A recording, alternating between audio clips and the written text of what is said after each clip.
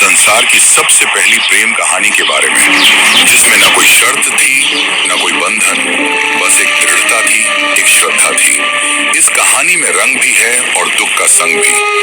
ये है शिव और सती की अमर प्रेम कहानी, जिसमें प्रेम है, त्याग है और अंत में एक नई शुरुआत है। तो आइए जानते हैं इस महान प्रेम कथा को, सती कथा को।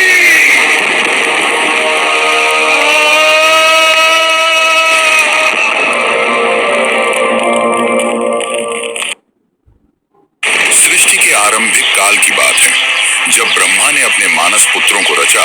उन्हीं में से एक थे दक्ष प्रजापति, अत्यंत बुद्धिमान परंतु उतने ही अहंकारी। दक्ष को अपनी योग्यता, अपनी शक्ति और अपने सृष्टिकर्ता के कुल से उत्पन्न होने का बड़ा अभिमान था। उसने वर्षों की तपस्या की और देवताओं से वरदान पाए संतान की प्राप्ति के लिए। उसकी यह तपस्या रंग लाई और उसे एक अत्यंत दिव्य कन्या की प्राप्ति हुई, वही जिसे हम आज देवी सती के नाम से जानते हैं। सती का जन्म किसी साधारण कन्या की भांति नहीं हुआ था। उनका स्वरूप स्वयं शक्ति का अंश था। कहते हैं वह स्वयं आदि शक्ति का अवतार थी। दक्ष को अपनी पुत्री पर गर्व था, लेकिन साथ ही उसके मन में एक अभिलाषा थी कि वह अपनी इस कन्या का विवाह किसी महान देवता, किसी वैभवशाली राजकुमार या किसी प्रतिष्ठित गृहस्थ से करेगा। उसे यह कल्पना भी नहीं थी कि उसकी पुत्री का हृदय वहां बन चुका है, जहां वैभव का कोई मोल नहीं, जहां वैराग्य ही आभूषण है, भगवान शिव। देवी सती बचपन से ही विचित्र स्वभाव की थी। अन्य कन्याओं की तरह ना तो उन्हें श्रृंगार में रुचि थी, ना ही राजसी जीवन की भव्यता में। जब जब वह शिव की चर्चा सुनती, जब किसी आर्ष द्वारा शिव की महिमा का वर्णन होता, उनका हृदय गहरे भावों से भर उठता। शिव जो श्मशानवासी हैं, जो मृग चर्म धारण करते हैं, जो भस्म रमाते हैं और सर्पों को आभूषण की तरह पहनते हैं, आम कन्याओं के लिए यह भय का कारण होता, पर सती के लिए यही शिव उनके अंतर्मन में बस चुके थे। धीरे धीरे यह आकर्षण भक्ति में बदला और भक्ति प्रेम में। अब सती का एक ही लक्ष्य था, शिव को पति रूप में प्राप्त करना। पर यह मार्ग आसान नहीं था। जब दक्ष को सती की इच्छा का आभास हुआ तो वह क्रोधित हो उठा। उसकी आंखों में तो शिव एक जंगल में भटकने वाले योगी मात्र थे। उसने सती को समझाने का प्रयास किया कि वह किसी योग्य, राजसी और सम्माननीय वर को चुने, पर सती अब निर्णय कर चुकी थी। उन्हें किसी धन, वैभव या पद की आवश्यकता नहीं थी। उन्हें चाहिए था वह परम पुरुष जो संन्यास में भी पूर्ण है, जो मौन में भी संपूर्ण है। और इसी लक्ष्य के लिए सती ने आरंभ की कठोर तपस्या। पर्वतों की गुफाओं में प्रचंड वायु और वर्षा के बीच सती ने भोजन तक त्याग दिया। उन्होंने पृथ्वी पर बैठकर खुले आकाश में बिना निद्रा के केवल शिव के ध्यान में लीन रहकर दिन, सप्ताह और महीनों का तप किया। देवताओं तक को आश्चर्य हुआ कि एक कन्या इतनी कठोर तपस्या कैसे कर सकती है। और जब उनकी तपस्या की अग्नि ने त्रिलोक को प्रभावित करना शुरू किया, तब अंततः भगवान शिव ने उनकी भक्ति को स्वीकार करने का निर्णय लिया। पर यह तो आगे की कथा है। अभी तो एक पिता के अहंकार और एक पुत्री के समर्पण की टकराहट शुरू हुई है। जहां एक ओर दक्ष चाहता है कि सती उसके राजनैतिक सपनों की सीढ़ी बने, वहीं दूसरी ओर सती हर सांस के साथ शिव का नाम जपती है। यही संघर्ष इस प्रेम कथा की पहली चिंगारी है, एक ऐसी चिंगारी जो आगे चलकर एक भीषण अग्निकांड बन जाएगी। सती अपनी तपस्या में लीन थी। उनका एकमात्र उद्देश्य था शिव की प्राप्ति।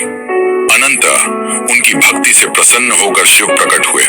शिव मुस्कुराए और एक क्षण में वह उस तपस्विनी के समक्ष प्रकट हो गए। जैसे ही सती ने अपनी आंखें खोली, उनके सम्मुख खड़े थे वही जिनके लिए उन्होंने सब कुछ त्याग दिया था। शिव ने उनके तप, प्रेम और अटल श्रद्धा को देखा और कहा, हे देवी, तुम्हारा प्रेम मुझे बाध्य करता है।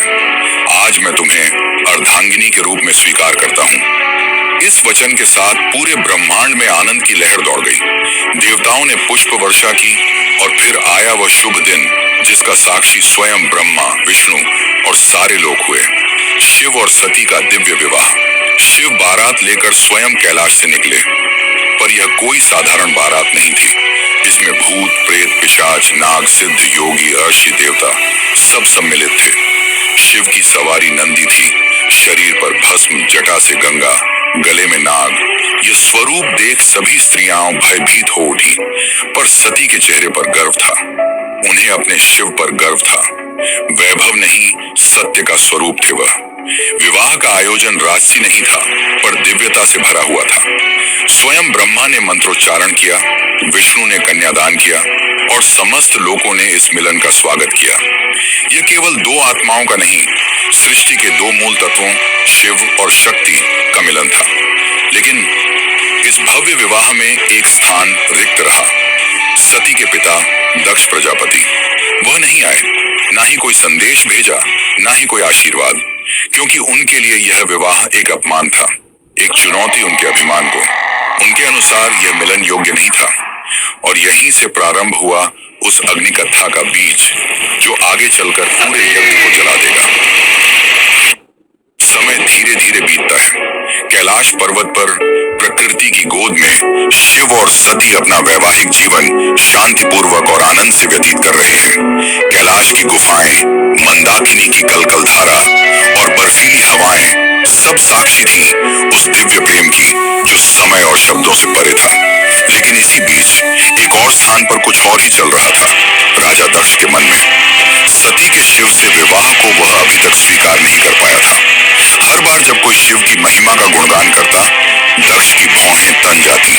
उसे लगता कि शिव ने उसकी पुत्री को अपनी योग्यता से नहीं, किसी छल से प्राप्त किया है। वह अपनी सत्ता, अपना रुतबा, अपनी श्रेष्ठता सिद्ध करना चाहता था और उसी घमंड ने उसे एक विशाल यज्ञ के आयोजन की प्रेरणा दी। दक्ष ने यज्ञ का आयोजन बड़ी धूमधाम से किया। ऐसा यज्ञ जिसमें समस्त देवताओं, ऋषियों, सिद्धों और लोकपालों को निमंत्रण भेजा गया। ब्रह्मा से लेकर इंद्र तक हर कोई आमंत्रित था, परंतु एक नाम उसमें अनुपस्थित था, महादेव शिव का। ये कोई भूल नहीं थी, यह था दक्ष का जानबूझकर किया गया निर्णय।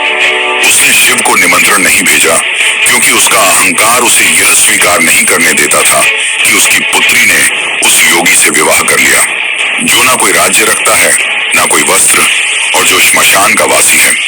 दक्ष को लगता था कि शिव को यज्ञ में आमंत्रित करना उसके सम्मान के विरुद्ध होगा। जब यज्ञ की तैयारियां चल रही थी, उसी समय सती ने इस आयोजन की बात सुनी।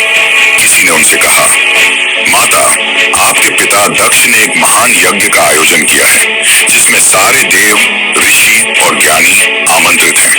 वह तो आज पूरे ब्रह्मांड का ध्यान खींच रहा है। यह सुनकर सती का हृदय कांप उठा। उन्हें विश्वास नहीं हुआ कि उनके पिता इतना बड़ा आयोजन कर रहे हैं और उन्हें कोई सूचना नहीं मिली। कुछ समय तक वे चुप रहीं, शायद आशा में कि कोई दूत आएगा, कोई संदेश मिलेगा। लेकिन जब स्पष्ट हो गया कि शिव और उन्हें जानबूझकर न बुलाया गया है, तब उनके भीतर कुछ टूट सा गया। एक ओर पुत्री का धर्म उन्हें पिता के यज्ञ में खींच रहा था, तो दूसरी ओर पत्नी का धर्म उन्हें शिव की मर्यादा का ध्यान रखने को कह रहा था। अंततः सती ने शिव से निवेदन किया, स्वामी, मैं उस यज्ञ में जाना चाहती हूँ। शायद यह कोई भूल हो और मेरा जाना उस विघटन को रोक सके। शिव ने सती की ओर गहरी दृष्टि से देखा। वह जानते थे कि यह आमंत्रण विहीन आयोजन एक साधारण यज्ञ नहीं है। उन्होंने शांत स्वर में सती से कहा, हे प्रिय, जहां सम्मान न हो वहां स्वाभिमान को ले जाना व्यर्थ है और मैं नहीं चाहता कि तुम उस यज्ञ में जाओ जो केवल क्रोध और घमंड से जल रही है। परंतु सती व्याकुल थी। उनके भीतर एक द्वंद्व चल रहा था, पिता और पति के बीच। उन्होंने पुनः प्रार्थना की, प्रभु, मैं केवल एक पुत्री के रूप में वहां जाना चाहती हूँ। मैं पिता से बात करूंगी, शायद वह बदल जाए, शायद उनके मन का विष उतर जाए। शिव ने इस बार उन्होंने अनुमति दे दी। सती ने कैलाश से विदा ली, अकेले, बिना किसी दूत या सम्मान के। वह एक बेटी थी जो अपने पिता से स्नेह की अपेक्षा लेकर जा रही थी, लेकिन उन्हें झांक नहीं था कि उस यज्ञ में उनका स्वागत नहीं, अपमान प्रतीक्षा कर रहा है।